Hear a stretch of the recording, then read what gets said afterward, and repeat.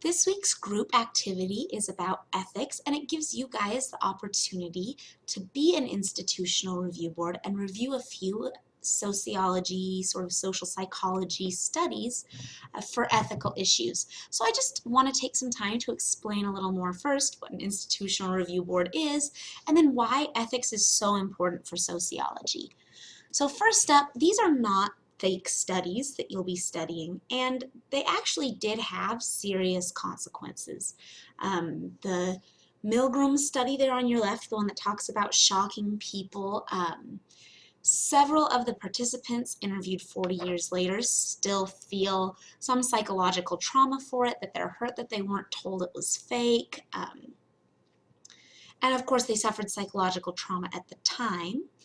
The second study you read about, the one by Loud Humphreys, who was studying homosexual behavior in tea rooms, that had actually a lot of consequences for Loud Humphreys himself. After his study, about 10 years or so, Loud Humphreys ends up joining the people he studied, leaving his 20-year marriage and his family. A professor of mine at BYU had actually known Loud Humphreys, and he had cautioned him against the study, saying, this is probably not a great idea. But he had said, no, I'm going to be just fine. This will have no impact on me. That's not actually what happened. And then your third study, the Zimbardo study, what it doesn't mention in the description for the assignment is that things actually got so out of hand that it was shut down early.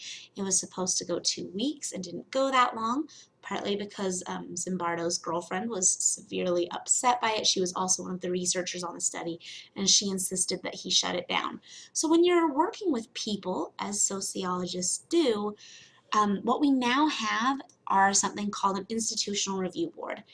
And that is to help protect your subjects. And this is true also. I know many of you are not sociology majors, but social work or psychology or any sort of health study, if you're in exercise science or any of the various pre-medical majors. Anytime you do a study with people, you have to get that formally approved by your institutional review board. And colleges, pretty much every college has one of these, pretty much every medical institution has one of these. Any group that does studies with people, they will have an institutional review board. So say you want to do a study here at BYU, Idaho, you are going to have to submit a proposal explaining the possible risks to people and then what you're going to do to minimize those risks. It'll go through a board at your school or at your work. Here it's 8 professors from different departments. And this is a picture of their website. You can see a few different things they'll show you. They'll show you the importance of informed consent. They'll walk you through a human subjects tutorial. They'll show you things that are BYU Idaho guidelines, but then also things that are federal guidelines that you have to do because it's a national law. And yeah, even if you're just giving a survey or a questionnaire, you think it'll be fine. I remember as an undergraduate for my advanced writing class, our group did a survey about engagement rings, and we still had to send that through the IRB. It'll be different procedures. It's a minimal thing, so you have an expedited review. It'll go a little faster, but it still has to go through it. And that is your job in this assignment, is to be that institutional review board, to say, well, we looked at your study and we think these are the ethical problems, and here's what we think you should do to counteract those. And that's exactly what they'll do when you submit that at BYU Idaho or somewhere else. Now, thankfully, because of IRBs, you end up having a lot fewer major ethical problems dealing with individuals, but there are still ethical problems in sociological research today. And here's a couple of cases from the last few years. The first you may have heard about is a man named Mark Regnerus. He is a sociology professor at the University of Texas, Austin. And in 2012, he publishes this article about poor parenting outcomes for same-sex parents. And immediately it's latched on to by both sides. That people who are pro-gay marriage are really upset about it, and people who are against gay marriage use this as regular evidence. Now, the study itself, the issue, the findings on their own would not be a problem. However, there were some other problems with Regnerus's research. So first off, he ends up using kind of unusual definitions of lesbian mother and gay father, so that you'd think when he's studying them, these are people who are being raised by two same-gender parents, but actually he just coded it as people whose parent had had any sort of same-sex interaction after the marriage, even if the children were being raised in a two-parent male-female family.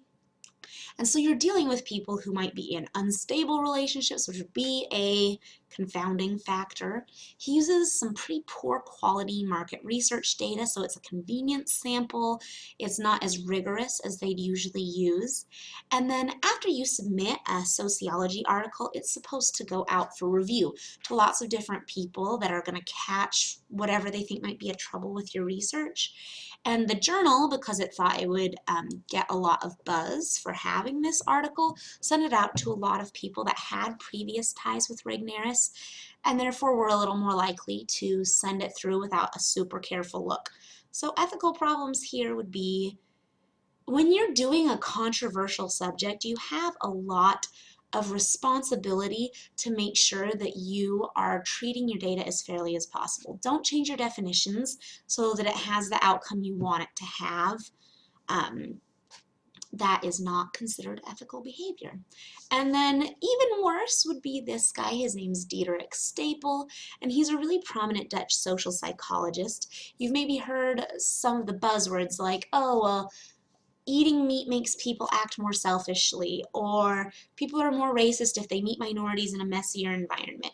They were kind of buzzy studies, but then later, about a year after that last study in 2011, he wrote a letter saying that he had consistently manipulated his data. So if a test had turned out and he didn't like the way it turned out, he would just sort of ignore it. And then he also would completely fabricate investigations. He would submit the study to his IRB and then not even do the test. He would just be like, oh, well, this is how it happened. And some of his grad students got suspicious because he wasn't letting them participate in the studies. He was just saying, well, here's your data. And so they asked the university to look into it, and then this is what they found. So do not falsify your data. That's a major ethics problem. And again, if the study doesn't find what you wanted it to find, it is very frustrating often because either you can't publish it or just, you really wanted to help solve a problem and now it didn't do what you thought it would, but you can't falsify the data or manipulate it. And those are the majority of the ethical problems with research that you run into today.